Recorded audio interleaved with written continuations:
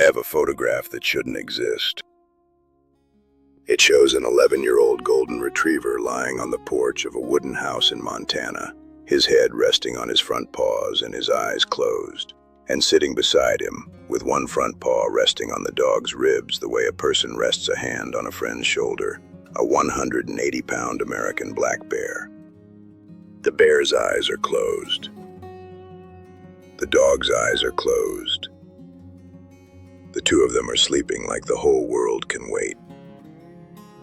The photo was taken by my 16-year-old granddaughter, who had come to spend the summer with me, and who that morning walked out onto the porch with a glass of juice and nearly dropped it on the floorboards. She sent me the photo in a text with one line. "Grandpa, is this normal?" I replied, "No, it never was normal, but it's real." And then I put the phone in my pocket and stood in the kitchen looking out the window at the porch where the two of them were sleeping, the golden and the black, the domestic and the wild, 70 pounds and 400 pounds breathing in the same rhythm. And I thought for the 1,000th time that what was happening out there had no page in any book I had ever read in my life. But let me start from the beginning. Because stories like this one, if you don't tell them from the very first minute, nobody believes them. My name doesn't matter. What matters is that I'm 72 years old. I raised cattle in Flathead County, Montana for 46 of them. I buried a wife I loved my whole life, 2 horses that deserved better, and more dogs than a heart should be required to count. Montana teaches you one thing before anything else. The land doesn't owe you a thing. You're born, you work, you lose what you love, and one day the land takes you back without asking permission. It's an honest contract. I signed that contract young. The dog's name was Boone. Golden retriever, 11 years old when this story begins. Dark golden coat, that golden of a golden who has lived, not the puppy golden of a commercial. White hairs on his muzzle, hind legs that trembled when he got up in the morning, a ritual that took a little longer each month. Hips with arthritis that the vet treated with anti-inflammatories and with the line, "Tom, he's old, but he's happy." And it was true. Boone was the happiest dog I ever knew. Not happy in a dumb way, happy in a wise way. Happy the way someone is after looking at the world for 11 years and deciding that, despite everything, the world was good. He was the last dog I intended to have. After Boone, no more. Because after a dog like Boone, any other would just be an attempt to repeat something that can't be repeated. I didn't know the decision wasn't mine to make. It was April. Montana in April is a lie that nature tells with a straight face. The calendar says spring, but the Rocky Mountains laugh at the calendar. Snow in the morning, mud in the afternoon, ice at night, and a wind that comes down from the peaks like someone opened a door in the sky and forgot to close it. I was checking a fence line on the eastern edge of the property, the stretch that borders the national forest, when Boone stopped walking. He had come along on every fence check since he was a puppy. 11 years of rounds. He didn't run ahead the way he used to. He walked at my side, slow, with the dignity of old dogs who know that speed isn't what matters. But that morning, he stopped. He planted all 4 paws in the mud and stared at a point between the trees about 40 yards out. He didn't bark. He didn't growl. He just looked. And when an 11-year-old golden retriever who has seen everything Montana has to offer stops and looks like that, you stop too. I looked. At first I saw what looked like a heap of dark fur between pine roots. I figured it was a downed elk, which isn't uncommon after winter. I walked toward it slowly, and with each step the heap of fur took shape, and the shape took on meaning, and the meaning made me stop 10 yards away with my stomach turning. It was a female black bear, dead, lying on her side between the roots with a rifle wound on her right flank that I recognized the instant I saw it, hunting caliber. The wound wasn't recent, 3, maybe 4 days. She had been shot, and she had run, and she had made it to that spot, and she had fallen, and she had died. The dried blood on her dark fur and in the earth around her told a story I didn't need any expert to understand. Poachers. Out of season, on federal land, and a nursing female at that. I had seen bad things in 46 years in Montana, but few as bad as that. And then I saw the rest. Pressed against the dead bear's belly, trying to nurse from a body that had nothing left to give, was a black bear cub. Tiny, the size of a boot, eyes open, dark, round, wet, looking up at me with an expression I will carry to my grave. The expression of something that doesn't understand why the world turned cold and why its mother stopped moving. It couldn't have been more than 5 weeks old, maybe 6. Dark coat, almost black, with a diamond of lighter fur on its chest that is the trademark of American black bears. And trembling. Trembling in that way I know from newborn calves on Montana nights. The shaking that comes just before the end. The body burning its last calories trying not to shut down. I should have called wildlife services, I know. There were protocols, rehabilitation centers, trained people for exactly this. 46 years in Montana, I knew every rule, every law, every procedure. But Boone didn't know any of that. While I was calculating protocols and phone numbers, Boone stood up.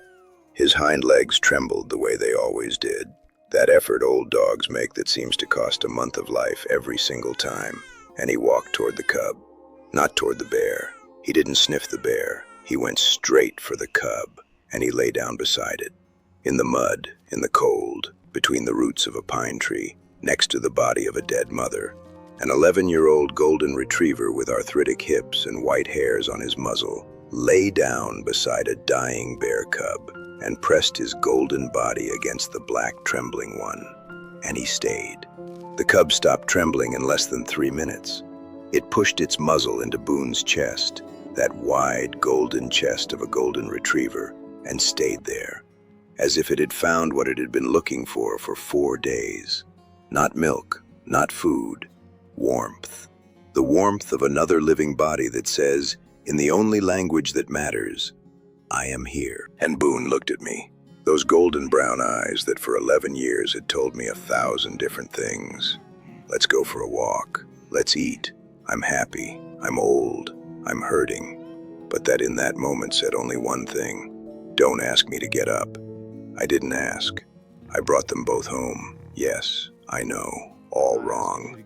Raising a bear without a license is a federal crime. I know it by heart. But when you're 70 years old and your dog looks at you like that with an orphaned bear cub sleeping on his chest, you tell me what you do. You tell me. Because I did the only thing there was to do. I called Jim Weaver, a vet in Kalispell, my friend of 30 years. Hello? Jim came in 50 minutes. He examined the cub on my kitchen table while Boone sat beside the table looking up with a watchfulness I had never seen in him in 11 years. Not when he was a puppy. Not when I brought home a stray kitten and he spent 3 days confused. This was something else. This was a dog who had decided. Jim said, male, approximately 5 weeks old, dehydrated, malnourished, hypothermic, with intestinal inflammation from trying to nurse from a dead body for days. Prognosis, guarded, which is how vets say he'll probably die without saying he'll probably die. Jim looked at Boone sitting there keeping watch and said, Tom, does that dog know what he's doing? I said, Jim, I think that dog knows more than anyone else in this kitchen. Jim gave me formula. Special bear milk. It exists, and he had it because he served the county rehab center when they needed it. A newborn-sized bottle. Feed every 3 hours. Keep him warm. Don't let the cub bond too closely to humans. And he gave me the look. The look that said, Tom, you have 1 week before I'm obligated to report this. I nodded. 1 week. The first night, I set up a box with blankets next to the fireplace. I put the cub inside. I tried the bottle. He refused, turned his head, whimpered, a thin, high sound that didn't sound like a bear, that sounded like any cub of any species asking for the one thing it needed and couldn't find. I tried again. He refused again. And Boone got up from the rug. He climbed into the box. Yes, the box was large. I had set up a calf transport crate. Boone climbed in, lay down beside the cub, and started to lick. He licked his head, licked his body, licked with a slowness and patience I had never seen in any animal, and I had seen a lot of things in 46 years. He licked as if he were saying, in the oldest language there is, "You are not alone." And while he licked, he hummed.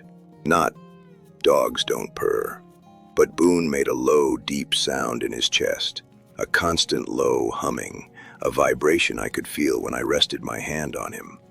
A sound that was the closest a dog can get to saying, "Everything's going to be okay." And the cub turned toward Boone's belly and started to search. He searched with his muzzle the way newborns do, blind and instinctive.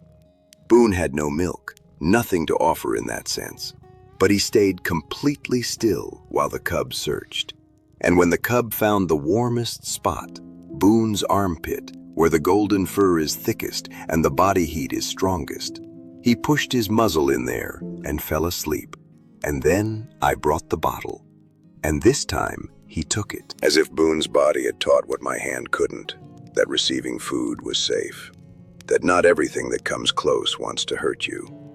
I named him Coda, because it seemed like a name that belonged to those dark eyes and that patch on his chest, and the way he looked at the world with a mix of fear and curiosity that reminded me of myself when I was too young to know life was hard. Coda survived the first night, then the first week, then the first month. Jim Weaver came every 3 days, weighed the cub, checked the teeth, the paws that were growing too fast for the body, the coat that grew fuller and darker with each visit. In the 3rd week, Jim sat on my porch with a coffee and said, "Tom, the report to Wildlife Services is ready. I'm sending it Monday." I said, "I know." Jim looked at the floor, "But I'm going to include a recommendation that the cub remain in your temporary care until he reaches viable transfer weight, at least 3 months." I looked at him. "The protocol allows it, Tom. Voluntary rehabilitator with veterinary supervision. I'll sign off. Jim Weaver is the best man I know. In the first month, I understood that Boone wasn't just keeping Coda warm. He was raising Coda. He cleaned him every day, licked him from head to tail the way mother dogs do with their pups. When Coda started to walk, stumbling over his own feet with the coordination of a miniature drunk, Boone followed. Slowly, his legs trembling, but he followed. When Coda wandered too far on the porch, Boone gave one bark, one, low, firm, and Coda came back. Every single time. When Coda tried to bite Boone's ear while playing, with those cub jaws that looked harmless but already had enough strength to hurt, Boone gave a soft growl. Not a threat, a limit. The growl of a father saying, "That's enough," without having to raise his voice. And Coda let go, lay down, rolled onto his back, surrendered with the total obedience of someone who accepts authority without question. An 11-year-old golden retriever was teaching a black bear cub that the world has rules, that biting has limits, that one low bark means come back, that lying quietly beside someone in silence is the most important thing you can do. At 2 months, Coda weighed 15 pounds, more than double what he weighed when I found him.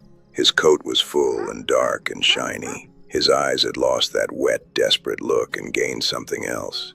Curiosity. The world was no longer a threat. The world was interesting, and the point from which he explored the world was always the same: Boone's golden body. He'd go out, sniff, dig, try to climb the fence, come back to Boone, always came back to Boone. At 3 months, Coda weighed 35 pounds and was already heavier than Boone. The daily scene was absurd. A 35-pound black bear trying to squeeze into the armpit of a 70-pound golden retriever and not understanding why he didn't fit anymore. Paws too big, body too wide, head too heavy, but trying every night. And Boone would stay perfectly still, letting the bear that no longer fit try to fit, with the infinite patience of someone who isn't in a hurry because what matters has no clock. Jim would watch and shake his head. "When he hits 100 pounds, Tom, this is going to be a problem."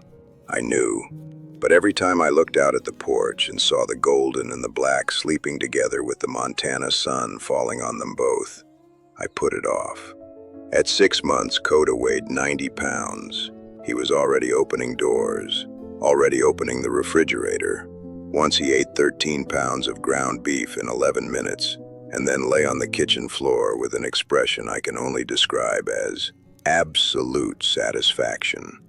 He was already climbing the trees in the yard with an agility that made Boone sit under the tree looking up with an expression I swear was concern. And then the first night happened. The first night Coda heard something in the forest. I don't know what it was. An elk, a coyote, another bear, maybe the wind, but something called.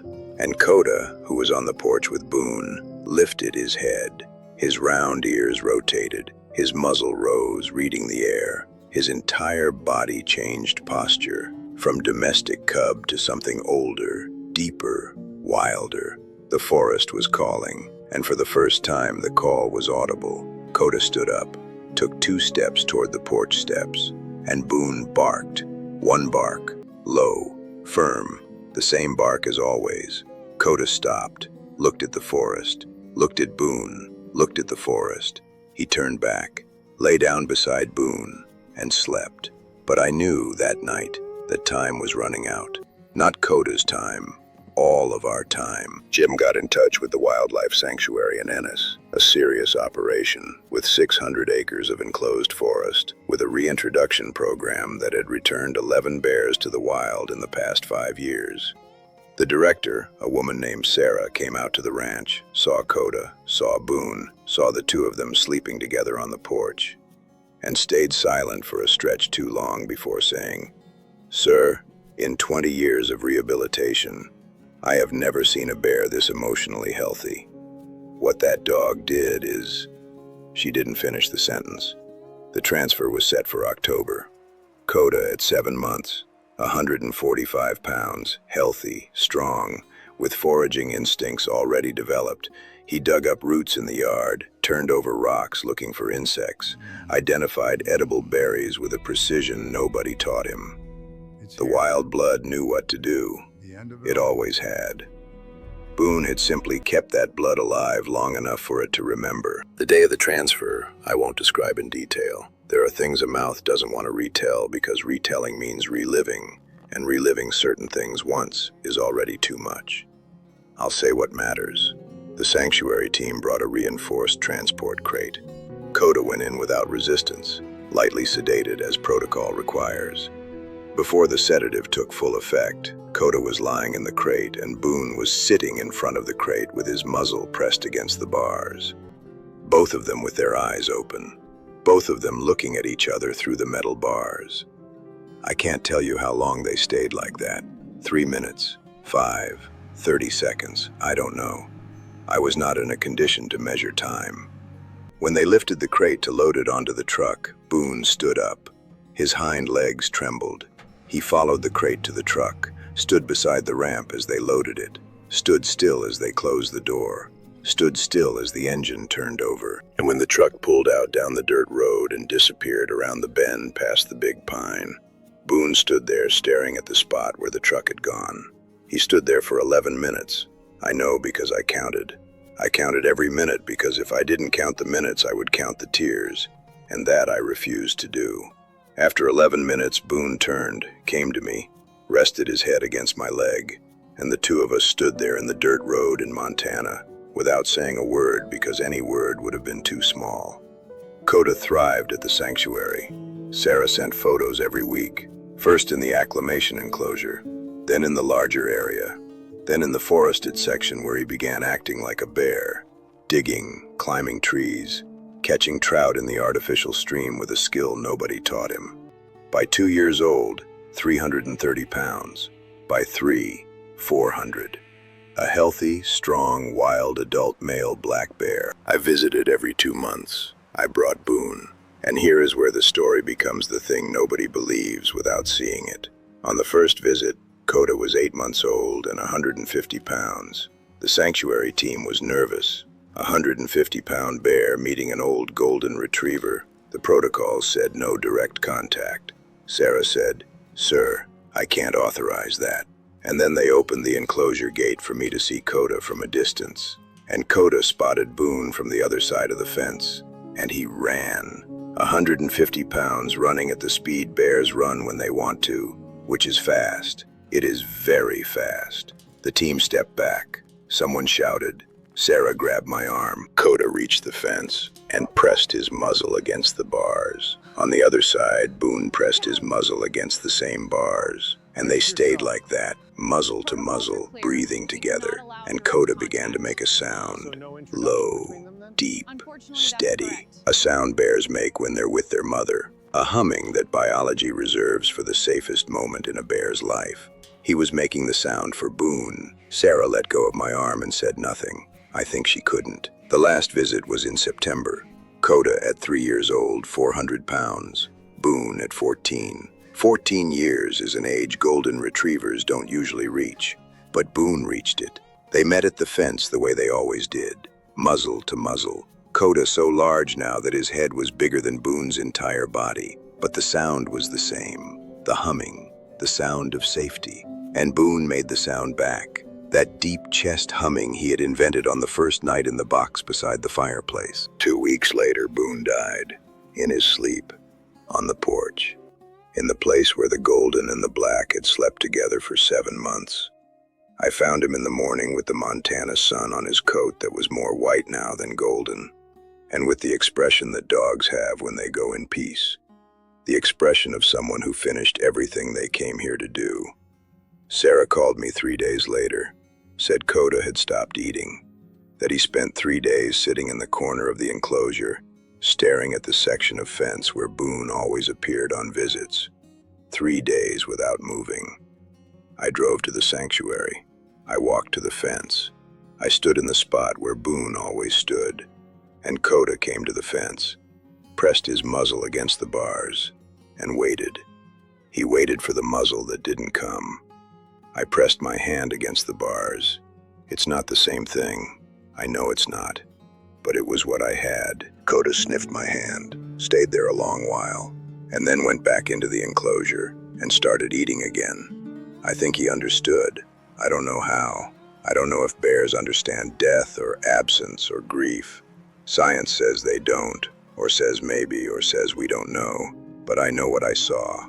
And what I saw was a 400-pound bear sitting for 3 days, staring at an empty section of a fence, waiting for a golden dog who had taught him that the world was safe. You ask me if it's true. I tell you I have a photograph in my dresser drawer that shows a golden retriever sleeping on a porch with a black bear leaning against him, one paw resting on the dog's ribs the way a person rests a hand on a friend's shoulder. I tell you the photo exists. I tell you I was there. And I tell you that sometimes, when the Montana wind comes down from the Rockies in the middle of the night and passes through the empty porch, I swear I hear the sound.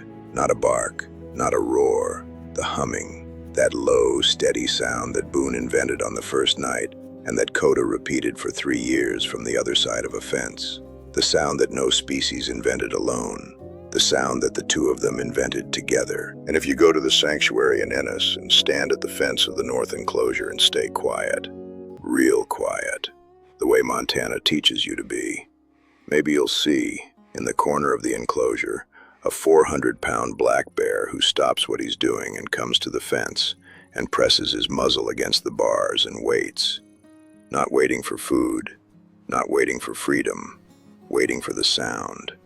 And if you pay attention, real attention, the kind that only comes when you stop thinking and start listening, maybe you'll hear it. I hear it every night, and that is enough.